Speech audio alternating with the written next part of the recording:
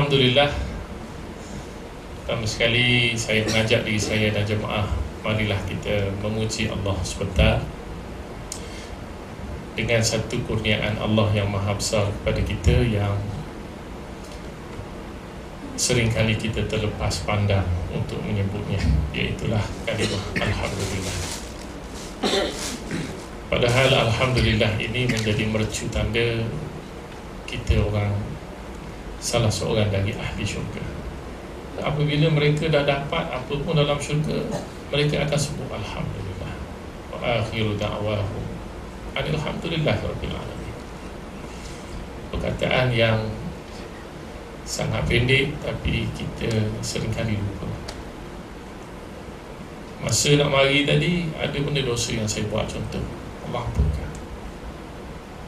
Dosa kita dengan Allah lah. Dengan sesama manusia kita kena minta halal dengan orang. Ini dosa kita dengan Allah, eksklusif dengan Allah Subhanahu wa ta'ala. Dan saya nak balik kepada perkataan Alhamdulillah. Kalau saya sebut puasa Ramadan, sebab tu saya mungkin saya letih, nak dapat pengampunan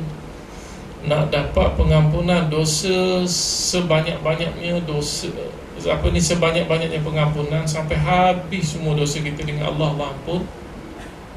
Yang lepas kita kena letih 30 hari. Letihnya kita ni nak dapat apa? Pengampunan. Ini mukadimah muslimin-muslimat. Allah beritahu, Nabi beritahu kita, siapa dia yang sudah makan, sudah minum, ataupun dia sudah pakai baju, dia buat apa pun, dia pun kata lepas tu Alhamdulillah. Paling pendeknya Alhamdulillah. Sebab saya nak cerita fadilah Alhamdulillah ni.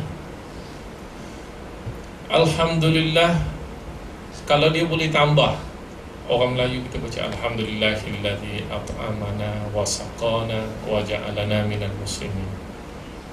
Ada doa yang Nabi kata, Alhamdulillahilladzi at'amana wa saqana wa razaqanahu min ghairi haulin minni wala quwwah. Nabi kata kalau kita baca doa tu, Alhamdulillah, lepas makan, lepas minum, kita membaca doa tu, semua dosa dia sampai tahap tu. Sebab tu saya kata, bukan bila maknanya pula, bila saya sebut begini, jangan kalau begitu Ustaz, dah lupa tak payah puasa Ramadan lah. Pasal padang apa doa dengan apa? Dengan baca doa Alhamdulillah selepas makan minum. Jangan salah faham. Kalau anda tak puasa dosa besar. Dosa besar dia tidak terampun. Macam kita puasa 30 hari lengkap, iman awati sabar, dosa besar tidak diampun. Allah ampun yang selain dosa besar. Dosa besar Allah suruh bertaubat.